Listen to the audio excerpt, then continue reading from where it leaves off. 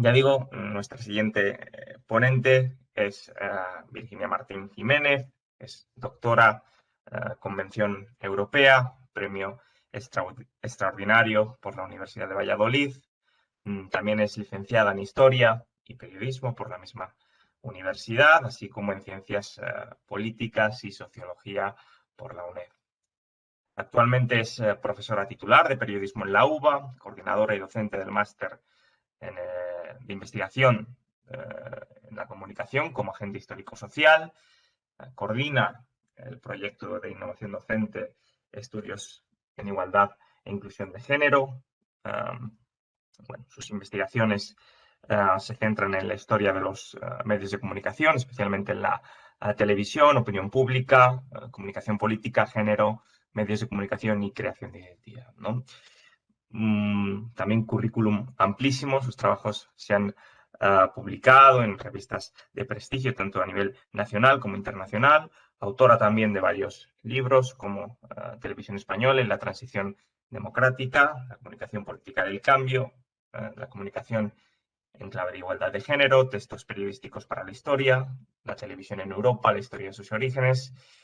A día de hoy también es miembro de Politainment, del proyecto Politainment en la era de la posverdad, nuevas narrativas, clickbait y gamificación, que conecta un poquito más en la línea de estas jornadas. Bueno, para mí es un gusto presentarla y tenerla aquí con nosotros. Hoy nos trae infopolución y fake news en la era de la posverdad para acercarnos a ese fenómeno, ese término que también se ha popularizado en este último año, infodemia, infoxicación, infopolución.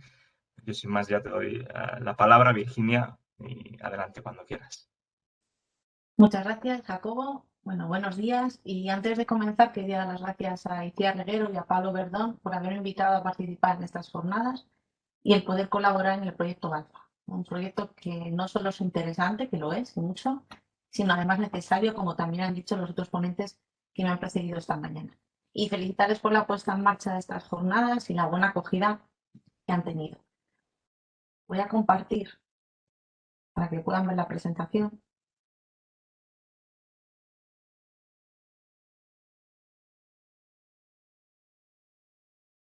Vamos a comenzar mi exposición y me gustaría que mirasen esta imagen que ven en la pantalla.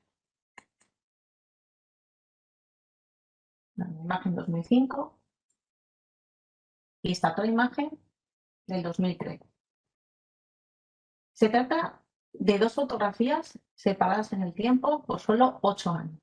La primera es una imagen tomada ante la proclamación del Papa Benedicto XVI y la siguiente es una imagen de la proclamación del actual Papa, el Papa Francisco.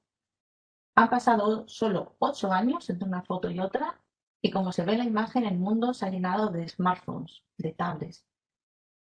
Bueno, ¿qué están haciendo esas personas de la imagen del 2013 con sus móviles y con sus tablets? Imaginemos que las están usando para grabar lo que está pasando, ¿no? Para fotografiarlo, para grabar un vídeo.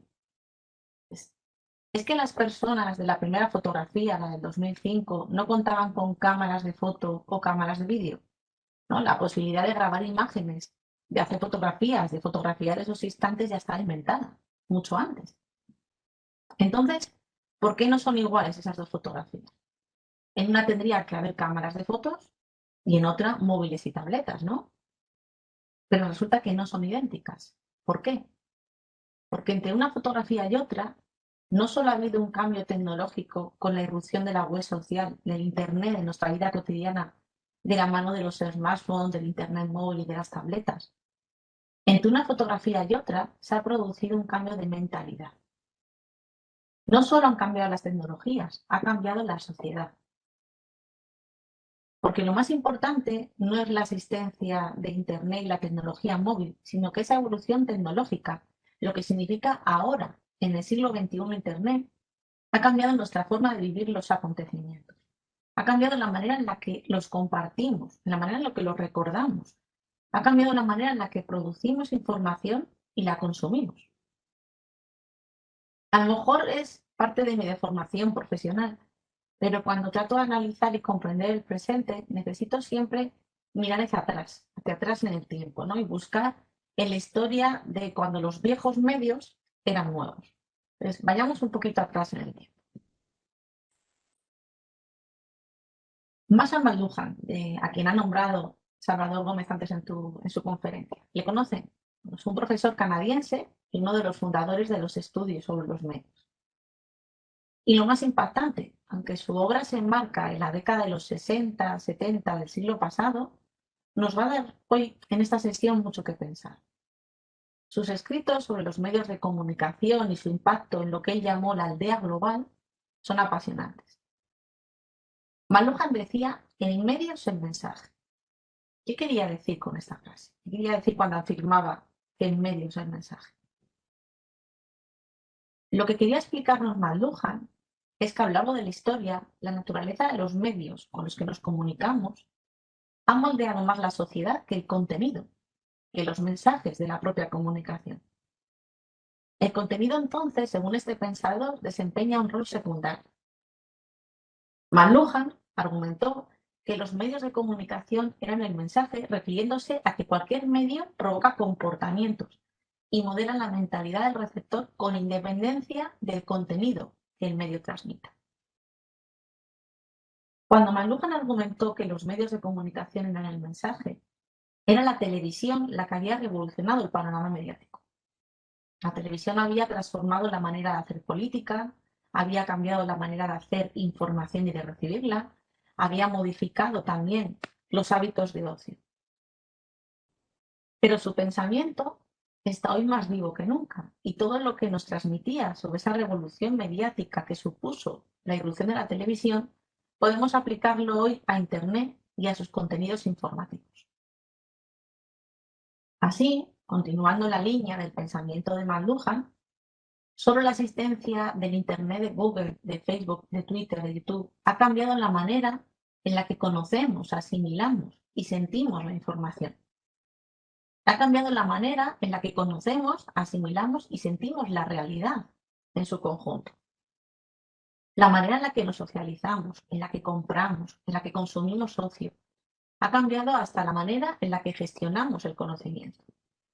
Ha cambiado el mundo, nos ha cambiado a todos.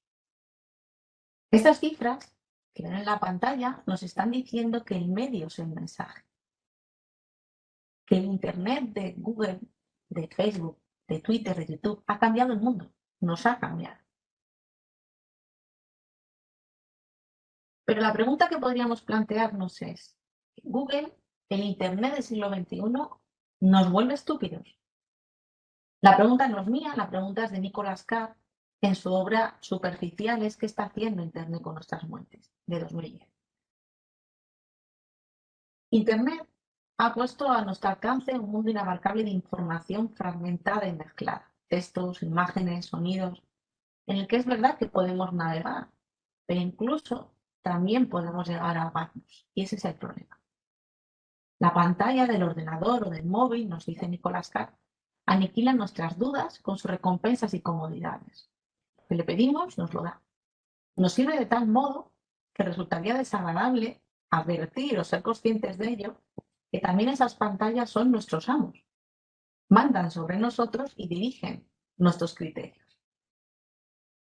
Advierte, además, Carr, de que el uso continuado de Internet, el correo electrónico y las redes sociales, lo que llaman las tecnologías de la interrupción, ha cambiado nuestros hábitos y capacidades de lectura, nuestros hábitos, nuestra manera en la que somos capaces de concentrarnos y de comprender un texto. Ha cambiado hasta nuestro propio cerebro. Ante un móvil, una tablet, un ordenador, hemos perdido nuestra capacidad de concentración y somos incapaces de leer sin interrupción unas cuantas páginas, ¿no? Nos hemos vuelto adictos al hipertexto y acabamos reaccionando siempre ante estímulos online que recibimos de manera simultánea. La red, según este autor, nos quita profundidad, nos hace superficiales. Es decir, tenemos en nuestras manos tanta información, tanto conocimiento a nuestro alcance como jamás en la historia, ¿no?, se podía haber creído posible. Pero solo tenemos un conocimiento superficial y muchas veces confuso de lo que sucede en el mundo. Es decir, nos encontramos con el universo de la información Y en cambio, esta mañana estamos hablando de desinformación. Es lo que los teóricos han definido como infopolución, ¿vale? O como saturación informativa, hay muchos sinónimos para hablar de esta realidad. Estas teorías nos plantean que es una ficción creer que poseemos y conocemos toda la información, pues en realidad sufrimos una intoxicación informativa. El exceso de información, esa exposición extrema a los medios, al bombardeo de contenidos, puede ser tan dañino como la falta de información. Lo que sucede en nuestro mundo es que se acumulan muchos hechos, que además caducan en segundos, pero se pierde el sentido de los mismos. Perdemos la perspectiva, la imagen coherente de lo que ha pasado, la lógica de los acontecimientos. Podemos saber qué está pasando aquí y ahora, pero ¿estamos seguros de saber por qué y cómo está pasando? Esa desinformación ha estado también muy presente en la pandemia de la COVID-19. Lo recordaba el primer ponente de esta mañana, David Blanco, ¿no? Donde el exceso de datos y de contenidos online ha generado confusión, desconcierto, desconfianza. De ahí que se haya hablado incluso de la otra pandemia ligada al coronavirus, la infodemia, ¿no? Uniendo el término pandemia a la idea de infopolución de la que hemos hablado. Pero la infoxicación, la desinformación, no solo es una consecuencia del peso que tiene Internet y la inmediatez de nuestras vidas. ¿No? Esa desinformación, y esto me parece que es muy importante para que reflexionemos esta mañana sobre ello, puede ser interesada, ¿no? Servir a unos intereses determinados. Y además, y esto es grave, no siempre podemos ser capaces de percibirla de una manera clara y ser conscientes de que estamos recibiendo contenido que busca desinformar. En este sentido, tenemos que hablar de un mecanismo de desinformación intencionado siempre, que se ha adaptado a la perfección al mundo de las redes sociales y a la viralidad que implican las redes, que es lo que se conoce como jajagana. No sé si han escuchado alguna vez hablar de este término, es un término inglés, bueno, se traduce en español como jajaganda, produciendo un poco el sonido de las risas, y fue acuñado por primera vez en 2017 en un estudio que analizaba cómo los medios de comunicación rusos desinformaban mediante el humor o la burla. El objetivo final de la jajaganda no es convencer al público, sino socavar la credibilidad de la persona o institución contra la que se despliega esa jajaganda. No podemos encontrar muchos ejemplos de ello en las redes sociales principalmente, pero un ejemplo de este uso, por citarles uno de ellos, es lo que sucedió en las redes sociales en relación al cambio climático y la marcha de la joven activista sueca Greta Thunberg. Por eso aparece en la presentación, con esa noticia del país que hace referencia a este fenómeno. La difusión de falsos argumentos para negar las evidencias del problema de la crisis climática que vivimos ya no es efectiva. Pero en las redes sí es efectivo difundir un mensaje en clave de humor que se burla o ridiculiza de una persona, de una institución o de una ideología.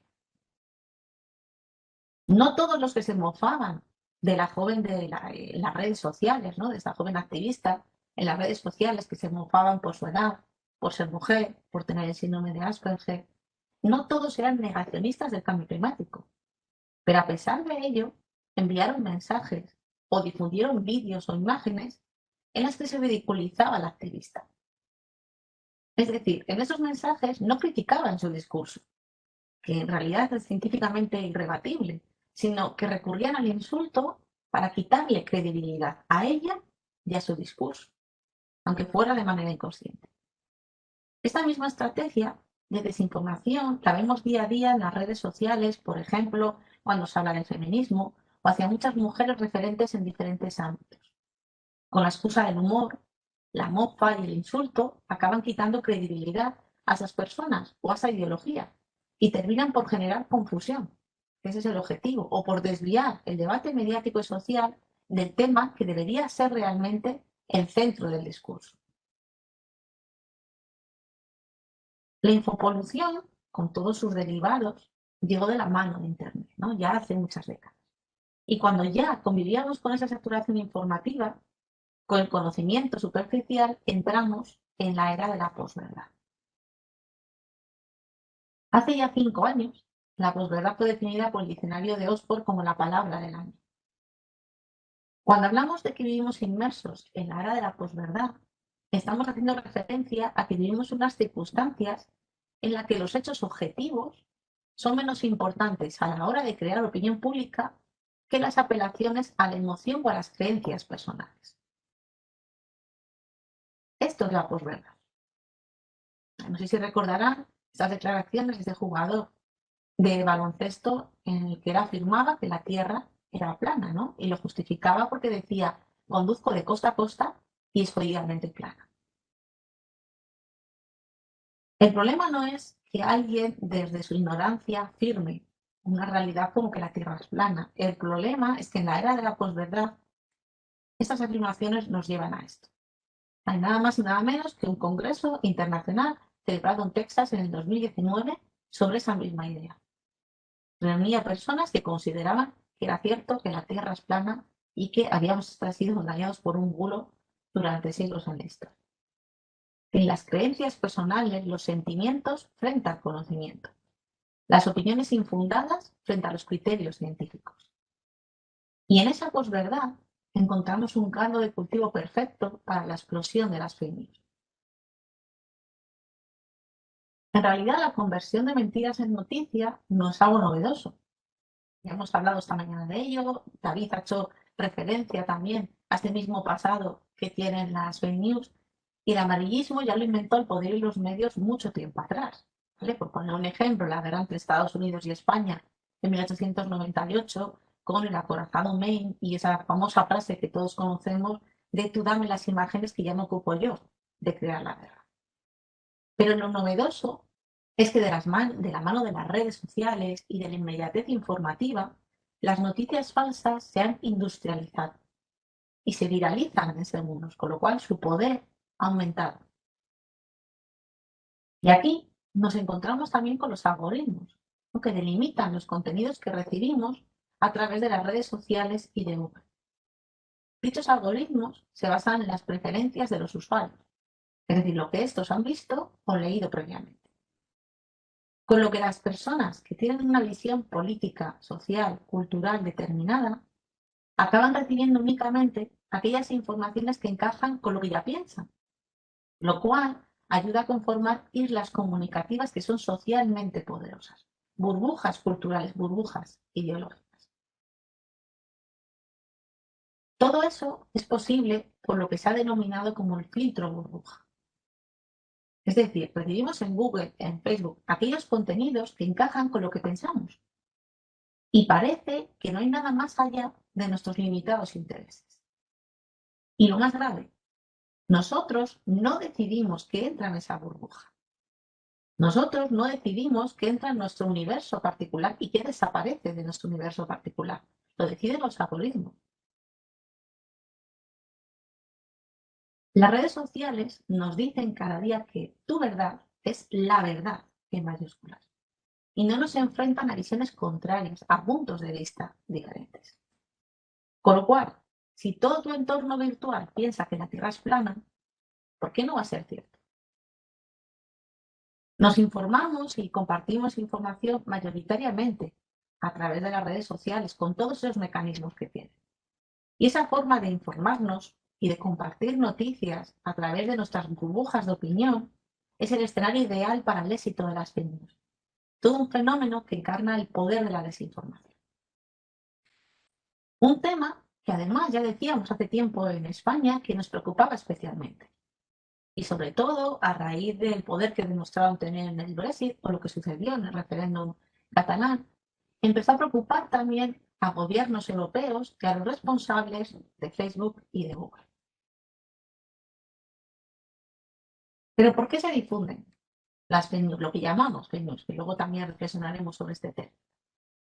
Bueno, desde los medios, ya he hablado sobre ello, David esta mañana, pues básicamente porque esas prisas, ¿no? Por dar la primicia, ¿no? Que muchas veces no permiten verificar la información, la falta de personal, la situación de precariedad, la falta de tiempo en las relaciones, bueno, cuestiones que ya se han planteado esta mañana en las jornadas. Pero realmente creo que el foco, cuando hablamos de las fake news, cuando hablamos de los bulos, de la desinformación, hay que ponerlo en otra parte. Realmente el problema vinculado a las fake news y la desinformación no es el periodismo, son las redes sociales, es Internet en mayúsculas. Realmente la difusión de las llamadas o lo que llamamos fake news no viene mayoritariamente de la mano de medios de comunicación, sino de las redes sociales, de portales falsos o de sitios web que lo que buscan es ese clic, no clic fácil o el ciberanzuelo, ¿no? Para conseguir rendimiento económico. Esos fake news se difunden porque son contenidos atrayentes y sobre todo porque apelan a nuestras emociones. Nos generan sorpresa, nos generan emoción, nos indignan. Y eso hace que se potencie su difusión, que nos sea mucho más sencillo dar el botón de reenviar algo, de compartir.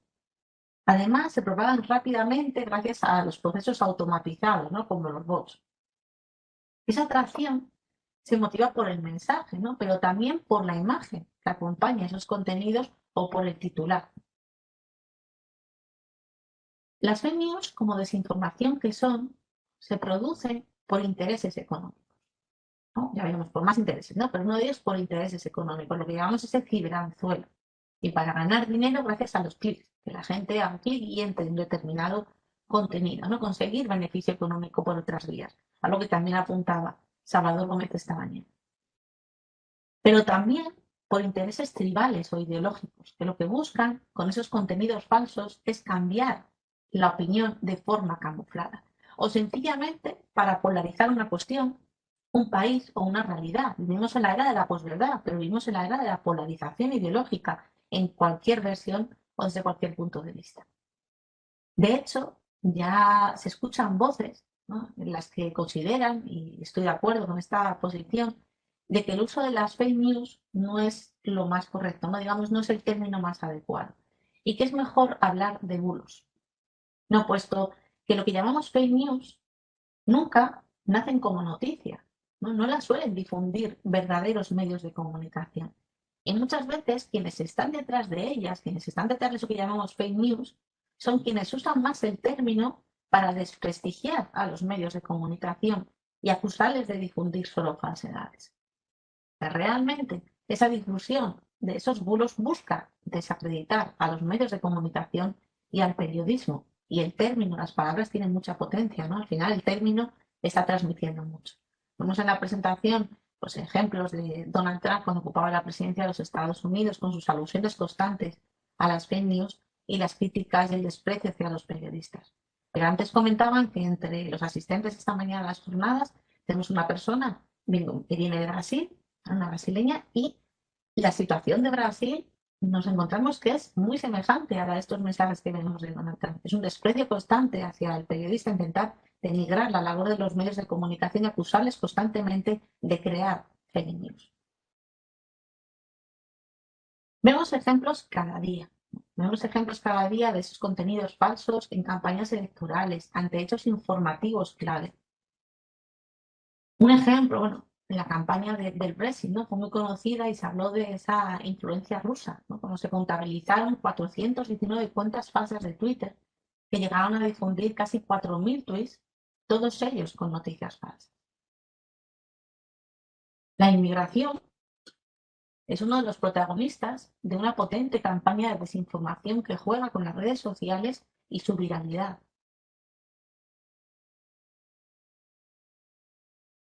Vemos, por tanto, en todo este contexto del Internet, de las redes, de la viralidad, de la intercomunicación, que la tecnología se pone al servicio de la falsedad y de la manipulación. Nos encontramos, por ejemplo, pues toda esta serie de trolls, cuando hablamos de las granjas de trolls, de los bots, o no sé si conocen esta reciente publicación de Guerra en 140 caracteres, es decir, cómo la tecnología sirve a la manipulación, sirve para todo lo que podrían ser, bueno, pues las guerras, digamos, del mundo actual, sirve a intereses económicos, a intereses ideológicos difundiendo esa falsedad. Pero también es cierto que intentando ver el foco desde otro punto de vista, como decía también Salvador esta mañana, tenemos una tecnología que nos permite también luchar contra esa falsedad y esa manipulación. Aquí también la presentación Os pongo un ejemplo de cómo la tecnología sirve también para la manipulación y estos que llaman los deepfakes. Bueno, la tecnología ha llegado a tales niveles que podemos ser capaces de ver, como era el ejemplo de este vídeo, pues no vamos a tener tiempo de verlo en clase, que está sacado un documental del futuro de los contenidos falsos de Netflix, en el que se puede ver a Obama dando un discurso, ¿no?, donde no tendríamos ninguna duda de que estamos escuchando a Obama y que esas palabras salen de la boca de Obama porque le estamos viendo hablar y realmente es un actor quien está detrás de esos gestos y de esas palabras de Obama, todo gracias a la tecnología. Pero como les decía, la tecnología también ayuda a poder enfrentarnos a esa realidad, ¿no?, para ser capaces de defendernos de esa falsedad, eso que llamamos las fake news. Encontramos, por ejemplo, mecanismos de verificación, como esa propuesta que hizo Público de Periodismo Transparente, ¿no?, para defender lo que era la labor de los periodistas y que se viera el trabajo de verificación que había detrás de los contenidos. O la página de Maldita, ¿no?, que incluso nos permite enviar de forma sencilla a través de WhatsApp nuestras dudas, ¿no?, para saber si estamos ante un contenido falso o no. Porque en realidad tenemos que ser conscientes, y creo que tiene que ser una reflexión que quede en el aire esta mañana, de que nosotros somos responsables de la propagación de las noticias falsas. Y es verdad que es muy importante hablar de la labor del periodismo, del papel que tienen los medios de comunicación frente a esas noticias falsas, pero al final somos todos los demás, o sea, el resto de la humanidad, no las personas que en ese momento están trabajando como profesionales de la comunicación, quienes damos a difundir esos contenidos, quienes viralizamos esos contenidos. Con lo cual tenemos una responsabilidad muy grande. Cuando hablamos de las fake news no es algo que sea ajeno, es algo que está vinculado en nosotros, que está creado en cierta medida por nuestros hábitos vinculados a las redes sociales. Con lo cual, algo sí que está de nuestra mano para frenar este fenómeno. Entonces, antes de nada, tendríamos que plantearnos ciertas cuestiones cuando recibimos un contenido en las redes sociales o cuando queremos difundirlo, ¿no?, reenviarlo o compartirlo. Nos podemos preguntar de quién es esa página. Cuando nos viene un enlace, si realmente es transparente, si realmente conocemos algo de ese enlace, de esa página, de ese supuesto medio de comunicación. Plantearnos si de verdad estamos hablando de una copia satírica, de una cuenta falsa o un medio de comunicación real. Y ver también el contenido que tiene esa publicación, qué tipo, ¿no?, de manera de explicar las cosas, qué tipo de contenidos, vídeos, imágenes tiene, para que vemos un poco, es practicar esa filosofía que tiene la sospecha, ¿no? Plantearnos, hacernos preguntas antes. Para ayudarnos en esta búsqueda o esta detención de contenidos falsos, lo más sencillo es basarnos en el test de la reacción inmediata. Así, cuando recibimos un contenido por WhatsApp o las redes sociales, en el momento que lo recibimos nos provoca una reacción, digamos, con una intensidad emocional muy fuerte, nos emociona muchísimo, nos indigna muchísimo, tenemos que desconfiar, ¿vale? Lo primero que nos sale a todos es dar al botón de reenviar. Que esto nos ha parecido estupendo, estamos de acuerdo, o esto nos parece indignante, pero como hemos reaccionado de forma tan inmediata y con un nivel emocional tan grande, lo mejor es parar. Si algo nos ha generado mucho rechazo o mucha sorpresa, posiblemente estamos ante un contenido falso que lo que busca es exactamente eso, que nosotros demos al botón para que eso llegue a más gente. Luego también hay que tener en cuenta la reafirmación de ideologías extremistas. En la mayoría de los casos, esos contenidos dan por buena una argumentación de carácter radical. Aseguran que algo es así porque sí, ¿vale? No incluyen ningún tipo de argumentos. Y nos invitan a creerlo sin más, ¿vale? Nos disuaden a que investiguemos, a que nos preguntemos, a que conozcamos otros puntos de vista. Eso va unido a que en la mayor parte de los casos no hay fuentes de la información. Por mucho que busquemos en ese contenido, no vamos a ser capaces de encontrar referencias directas a esas fuentes para que nosotros podamos buscarlas aparte. De ahí que esos contenidos falsos suelen huir del hipertexto. No va a haber enlaces de esos contenidos, porque muchas veces esas referencias a las que hacen alusión no existen, están falseadas, descontextualizadas, y porque no buscan que tú continúes investigando, leyendo sobre eso, simplemente que lo creas y lo difundas. Y para ello muchas veces el titular es el mejor cómplice, es lo que decíamos del ciberanzuelo, ¿no? Cuando leemos un titular y solo el titular nos hace reenviar un contenido, ¿no? Ya nos hace posicionarnos ante algo, cuando muchas veces el contenido nada tiene que ver. De hecho, se habrán fijado que en las redes sociales, la Twitter, por ejemplo, nos pregunta si es verdad que queremos retuitear un contenido que hemos visto en las redes y todavía no hemos entrado en enlace a leerlo. Por lo menos nos recuerdan que a lo mejor ese mensaje que estamos retuiteando que hace referencia al enlace, si entramos en ese enlace y lo leemos, lo que se dice en ese enlace poco tiene que ver con el mensaje que realmente estamos retuiteando, ¿no? Entonces nos hacen una llamada de atención de por qué retuiteas esto si tú no sabes lo que pone en ese contenido. Párate, lo lees y luego ya decide por ti mismo. No te dejes llevar por una reacción rápida. ¿Y qué podemos hacer más? Simplemente buscar. Hay muchos medios de comunicación. Tenemos mucho a nuestro alcance. No hace falta hacer una investigación exhaustiva de los contenidos que encontremos. De forma rápida, simplemente recurriendo a Google, podemos encontrar una respuesta ante nuestras dudas de si estamos ante una información falsa. Les voy a poner un ejemplo. Un segundito. Les voy a poner un ejemplo de un mensaje que me llegó hace tiempo, bueno, me ha llegado varias veces a través de WhatsApp, y es una noticia, una supuesta noticia, que dicen que se desmantela una red que vivía de ganar dinero público haciendo denuncias falsas por violencia de género. Me llegó además dentro de la página de la Guardia Civil por alguien que trabaja en la Guardia Civil, y el contenido de la noticia, un poco las pistas que antes hablábamos, tal y como estaba desarrollada, cómo se explicaba, cómo se argumentaba y la temática sobre la que trataba, me hizo sospechar, ¿no? Y entonces lo que hice simplemente fue meter el titular en Google. Y mi sorpresa fue que me encontré que esa misma información había aparecido en 2012, en 2016, en 2017, y que se hacían eco de ella distintos mensajes en las redes sociales diciendo que era actual, que acababa de pasar, que lo habían desmantelado. Me llevó tan solo unos segundos darme cuenta de que ese contenido era falso, ¿no? Me llevó lo mismo que si hubiera dado a reenviar esa información al resto de mis colegas en el WhatsApp. Muchas veces también el texto, la manera en la que está escrito, nos lleva a sospechar, ¿no? Incluso las faltas de ortografía, aunque es verdad que podemos encontrarlas en cualquier contexto, pero normalmente son textos pues, mal escritos, con errores, con incongruencias gramaticales. Y algo también puede resultar sospechoso de ser un contenido falso es la aparición constante de datos y estadísticas que lo que buscan es enmascarar esa noticia falsa en algo que parece que le da rigor, ¿no? Datos y estadísticas que nunca nos llevan a la fuente de tales datos, pero que sí que nos hacen creer que si nos dan datos acerca de esas denuncias falsas, de ese dinero que ganaron, de la cantidad de detenidos, nos pueden hacer pensar que eso es más real que si no aparecen los números, ¿no? La máscara de los números que es tan efectiva nos hace creer que todo es más fiable. Otra opción que tenemos a la hora de poder dudar si estamos ante una noticia en contenido falso es verificar las imágenes. Normalmente las fake news, lo que llamamos fake news, suelen utilizar fotos o vídeos porque es una forma más efectiva de impactar, de llegar a la gente.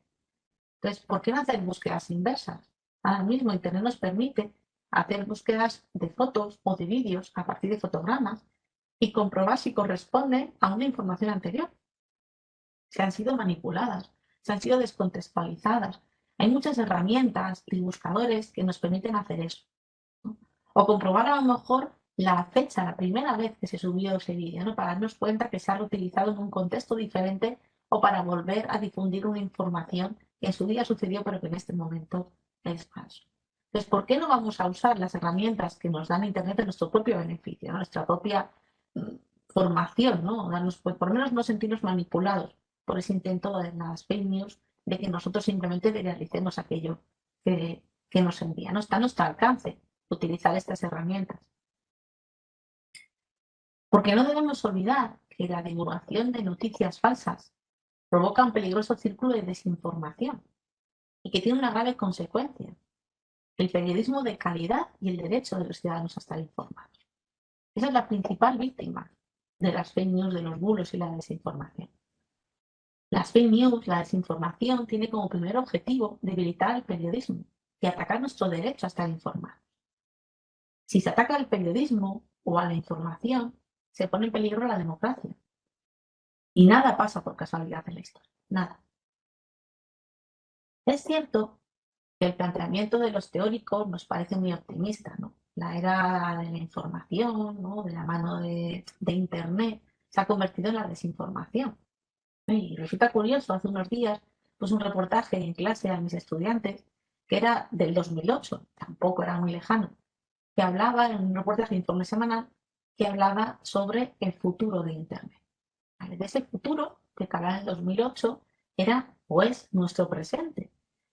Y lo curioso es que ese reportaje de 2008, cuando hablaba de Internet, hablaba constantemente de Internet como sinónimo de democracia, como sinónimo de foro de debate, como sinónimo de conocimiento, de foro abierto a las opiniones, ¿no? Donde la libertad y los contenidos abiertos y gratuitos lo eran todo.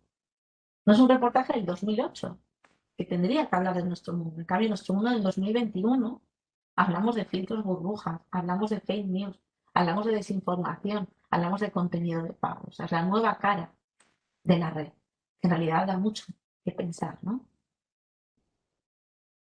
Pero como defendía McLuhan, y ya con esto voy terminando, con quien comencé esta charla y con quien quiero concluirla, conocer los efectos de los medios constituye una defensa contra ellos.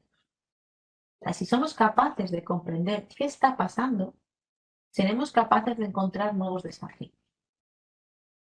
Cerrar los ojos a la nueva tecnología, lo que me recuerda a lo que comentaba David esta mañana de los Simpsons, no detendrá su progreso, no va a detener su influencia, va a seguir estando ahí. Podemos pensar, como decía McLuhan, que no es el mundo que nos hubiera gustado crear, pero es el que nos ha tocado vivir. Así que, ¿por qué no cambiar, recordando a McLuhan, la protección y la comodidad de nuestra torre de marfil por una torre de control? Y nuestra torre de control, en la era de la posverdad, en la era de la desinformación, solo podemos construirla de una forma, con conocimiento y espíritu crítico. Esas son las verdaderas herramientas que nos permitirán ganar la batalla a la desinformación, la posverdad y las fake news. De ahí la importancia de proyectos como el de Alfa, que lo que buscan es formar, ¿no? Plantear esa necesidad de la alfabetización mediática, del espíritu crítico y tener conocimiento, porque la posibilidad de defendernos ante esta desinformación, ¿no? La posibilidad de defendernos ante ser manipulados por quienes quieren generar que las fake news, ¿no? Nos convirtamos en instrumentos de la esa fake news, la tenemos, ¿no? Pero realmente lo que necesitamos es ganar la batalla a esa desinformación, a la posverdad, siempre con el conocimiento, con el espíritu crítico, impulsando la importancia de la alfabetización mediática y la enseñanza desde los más pequeños hasta las propias universidades. Bueno, muchas gracias. Voy a dejar de compartir para Muchas gracias, poderos ver. Virginia. Yo creo que es una presentación y una charla interesantísima.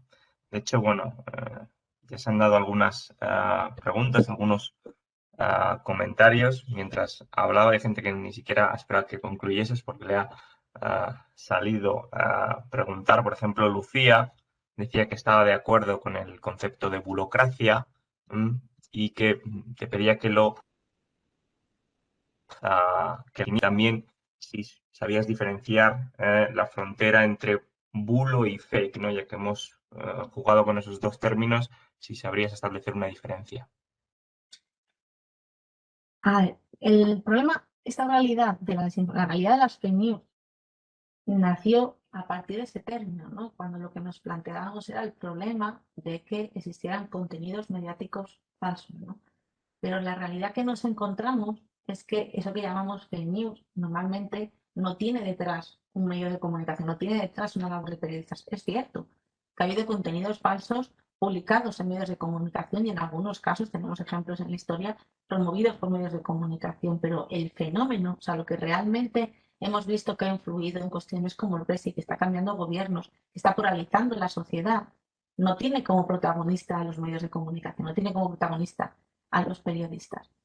Entonces, siempre a mí algo que me llama mucho la atención es el poder que tienen las palabras, ¿no? Cómo con mucha facilidad caemos en utilizar las palabras de quienes de manera propagandística muchas veces las han creado, ¿no? Y al final el utilizar una determinada palabra hace que estemos trabajando en servicio de algo que realmente es lo que está promoviendo, ¿no? No sé si me explico. Quiero decir que utilizar de manera constante el término fake news nos hace pensar en noticias, nos hace pensar en medios de comunicación, nos hace pensar en periodistas. Si hablamos de que tenemos un problema porque estamos rodeados de falsedades, de intentos de engañarnos, de manipularlos, y todo eso lo asociamos a noticias, a medios, a periodistas, lo que estamos haciendo es atacar a lo que realmente va a suponer nuestra defensa.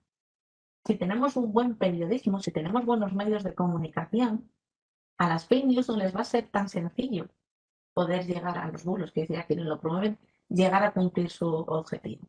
Entonces, por eso yo creo que hay que tener mucho cuidado con esa palabra que se emplea y empezar a utilizar más el término de bulo.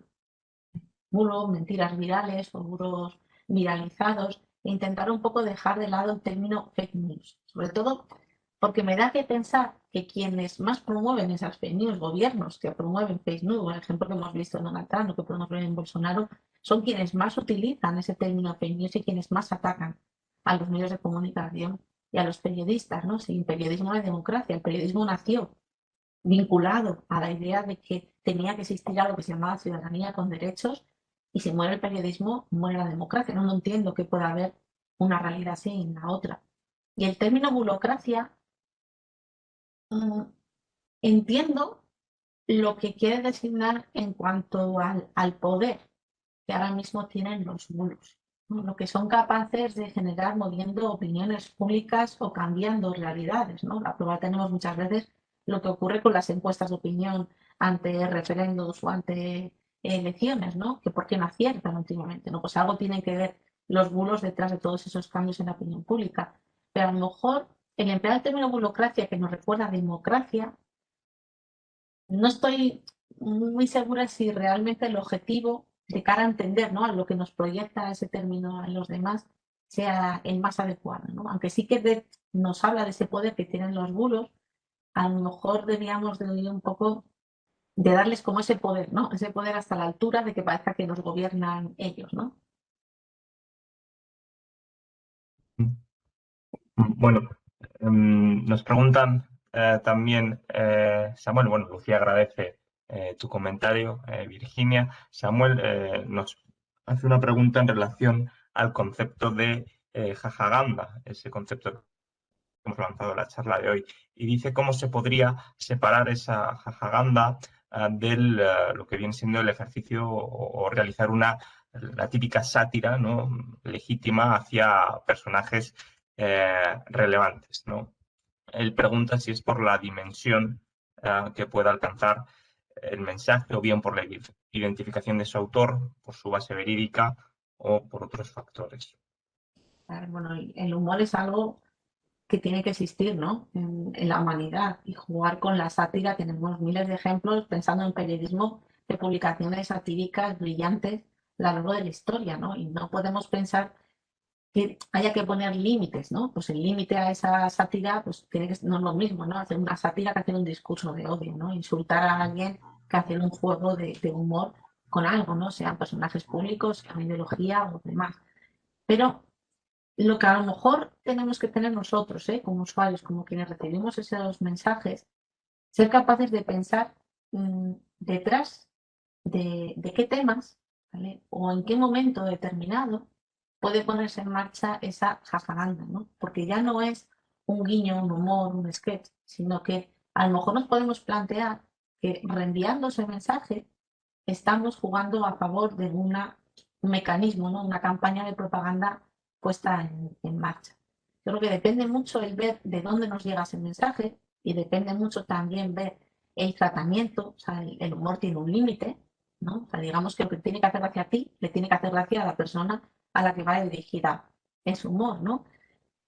Quiero decir, o sea, insulto, violencia, odio, que está muy relacionado también al fin y al cabo con esta propaganda, tiene que ser rechazado.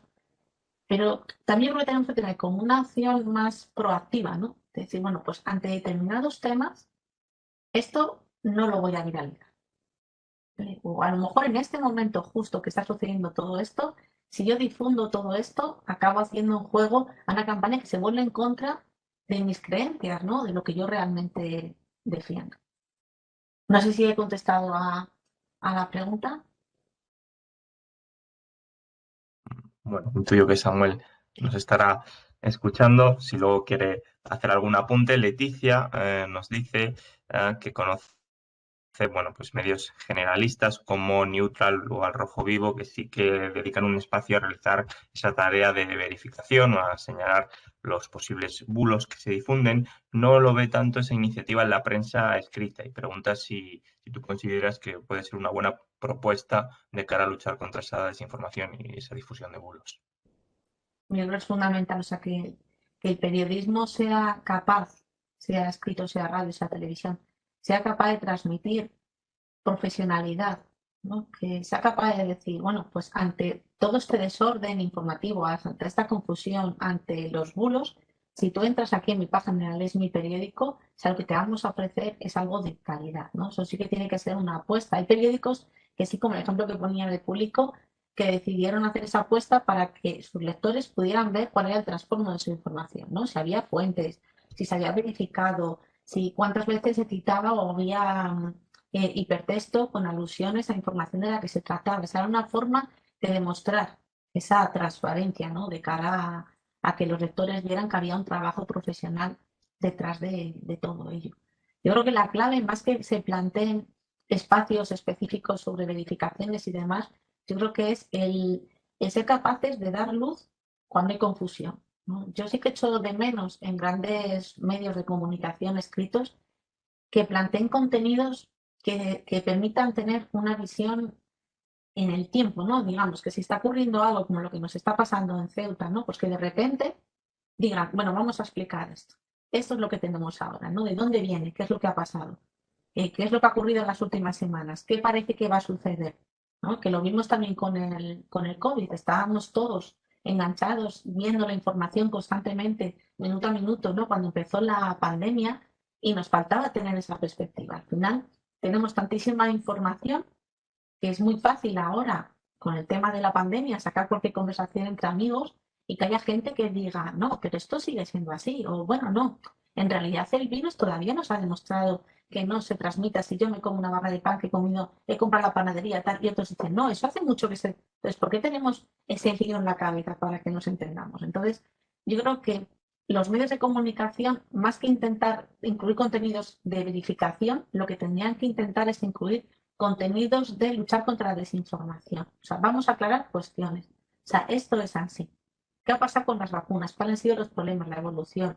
¿Qué es lo que pasa con el coronavirus? ¿Cómo contagiarnos? ¿Qué hemos visto en la realidad cuando empezaron las clases en septiembre? ¿Qué hemos visto ahora? O sea, el conseguir cuando entremos en esos periódicos, las ideas las podamos tener claras, ¿no? Que intentamos todo lo que ocurre a nuestro alrededor y no lo que está pasando en ese instante. Me parece que eso sería muy útil para ir en contra de los bulos y la desinformación. Tenemos, creo, alguna pregunta más. Patricia nos habla del filtro burbuja, de la burbuja de filtros. Y bueno, pues lanza una pregunta que yo creo que también escapa un poco de nuestra comprensión, porque ya al manejar algoritmos y este tipo de cuestiones, nos dice si podríamos pues determinar en algún momento lo que entra o lo que deja de entrar en esa burbuja de filtros. Sí que hay desde, digamos, por supuesto, la gente que tiene un mayor conocimiento tecnológico, quienes están detrás de la creación de navegadores o conocen un poco el planteamiento de navegadores en modo incógnito oculto, podrían darnos más pistas, ¿no? Pero hay cuestiones muy sencillas que sí que nos podrían ayudar a romper un poco esa burbuja, ¿no? Simplemente los cookies de nuestro ordenador. O sea, ser capaces de controlar esos cookies y borrarlos va a hacer que nuestro ordenador, por así decirlo, nos conozca menos. No, o es muy sencillo cuando entramos en cualquier plataforma y le damos a aceptar a las condiciones. ¿No? Porque nos molesta esa pantalla que justo cuando estaba viendo este contenido, cuando estaba viendo un vídeo aparece, le das a aceptar sin saber a lo que estás aceptando. Bueno, pues tardamos 2 segundos en entrar en esa configuración y decir que no queremos que nos faciliten esa información y que compartan esos datos ni que conozcan quiénes somos, dónde estamos. No, es verdad que requiere un esfuerzo, pero es una forma de ir borrando nuestro recorrido, ¿no? Y de cuidar también nuestra huella digital. O también es importante lo que compartimos en las redes. ¿A qué Ujú. decimos? O sea, siempre es cierto que no podemos vivir sin ellas, ¿no? No podemos decir voy a dejar de compartir contenido en las redes o mandar fotografías en WhatsApp porque eso se queda ahí y a lo mejor dentro de 20 años porque creo que es muy difícil vivir de espaldas a esa realidad, no podemos vivir sin ellas ahora mismo, pero sí intentar ser conscientes de que cuando empleamos una plataforma que nos dice que de manera gratuita nos envía contenidos, tenemos que ser conscientes que si de manera gratuita nos hace el favor de mandarnos un vídeo o mandar un trabajo, algo está cogiendo de nuestros datos. Y Mm, cuando ponemos una aplicación en nuestro móvil que de manera gratuita nos dice que nos da acceso a tal, pero que para eso le tenemos que dar acceso a nuestros contactos, a nuestras imágenes, a nuestros audios, a lo mejor no merece la pena, ¿no? Poniendo un ejemplo muy simple, no merece la pena instalar una linterna en un móvil cuando antes no las tenían, si esa linterna en el móvil lo que te dice es que te va a ver tus contactos, tus fotografías, tus vídeos, tus audios. Entonces yo creo que son cuestiones que sí que están a nuestro alcance, que nos ayudan a tener más control sobre nosotros mismos, porque sobre nosotros mismos de lo que estamos hablando, ahora lo online va unido, ¿no? Y sobre todo a romper un poco esa burbuja. Cuanto menos sepa de ti Internet, cuanto menos datos tenga de ti, menos va a poder utilizarlos, ¿no? Para limitarte tu campo de amigos, de comunicación, de ideas, etc. ujú. Qué difícil, ¿no? Todo ese dilema de la huella digital, yo creo que es complejísimo y a todos nos atemoriza a veces pensar en todos esos datos que pueden estar o bien filtrando o recabando para diversas cuestiones. Hay más preguntas, la verdad es que la gente se está animando mucho. Karina nos señala que la infopolución, el concepto de infopolución es antiguo, pero dice si la infodemia podría ser una vertiente de esa infopolución, ¿no? Una evolución un poco del término a raíz de la pandemia de la COVID-19. Claro, lo que sucede con lo de infopolución es lo que veíamos con Maluja. O sea, la preocupación sobre qué hacen los medios con nosotros, cómo nos cambian, cómo cambia nuestra sociedad, la manera de entendernos, de comunicarnos, de comprender el mundo, todo eso ya existía, ¿no? Sobre todo cuando aparece la televisión, que revoluciona todo el ámbito mediático. La cuestión es que esa realidad llevada a Internet, de repente se nos desborda. La infopolución, cuando hablábamos de que había información, porque había muchos canales en televisión, muchos periódicos, emisoras de radio, de repente Internet lo que hace es que esa infopolución llega a niveles que jamás se podían haber esperado los teóricos que crearon el término infopolución. Y un ejemplo ha sido lo que ha pasado en la pandemia. O sea, todos teníamos y tenemos acceso a la información, a los datos, pero al final lo que se genera es confusión. Y la confusión al final nunca trae nada bueno, ¿no? Y mucho pues todo lo que pues el intento de quitarle un rigor científico a lo que estaba pasando, la confusión de voces, lo hemos visto con el tema de las vacunas, ¿no? Al final siempre ha sido muy polémico cuando familias no querían vacunar a sus niños, ¿no?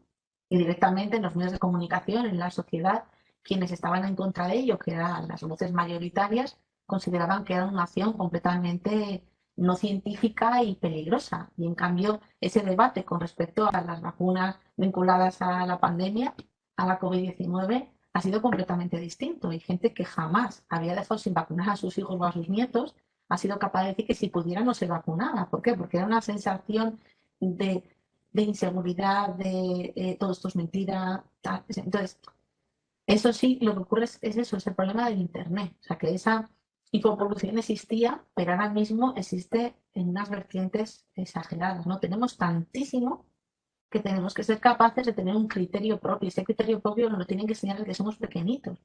Para cuando un niño o una niña cogen un ordenador para hacer un trabajo y entran en YouTube o entran en Google, ser capaz de decir, pues a esto me voy a cuestionar, ¿no? Esto puede que sea así, puede que sea no. Voy a buscar mis fuentes fiables. O sea, yo elijo mi propio camino. O sea, no es Google el que me dice qué tengo que pensar y qué tengo que leer, sino yo utilizo Google, pero yo decido si me creo, que no me creo, si consulto otras fuentes o no consulto otras fuentes, ¿no? Porque poner límites es imposible, ¿no? Es saber enfrentarnos a la realidad que tenemos.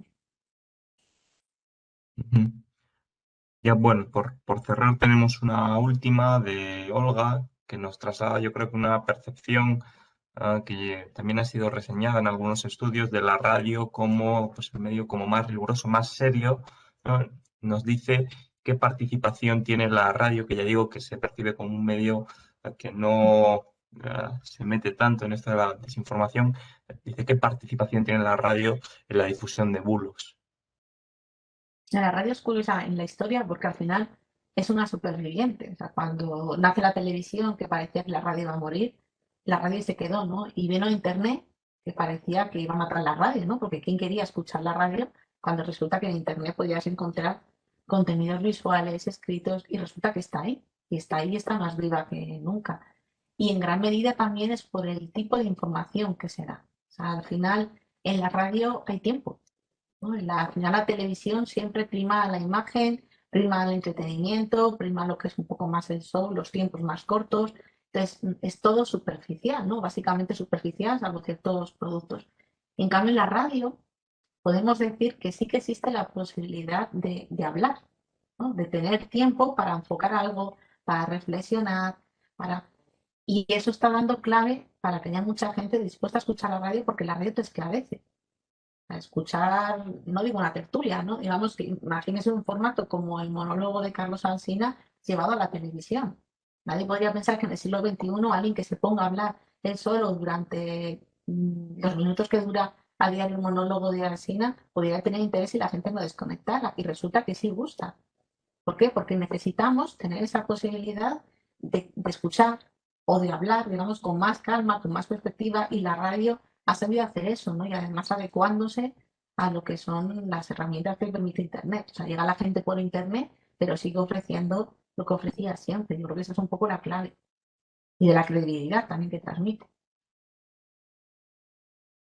Bueno, pues muchas gracias a todos, a todas por la participación, a ti Virginia por la fantástica charla y por responder No, a muchas todas las gracias. preguntas. Bueno, yo sin más doy paso a mi compañera Iciar, que a su vez va a presentar la última ponencia del día con Soledad Gallego, que creo que ya la tenemos aquí. Y bueno, pues muchísimas gracias, le digo, por la participación y la aceptación que está teniendo estas jornadas.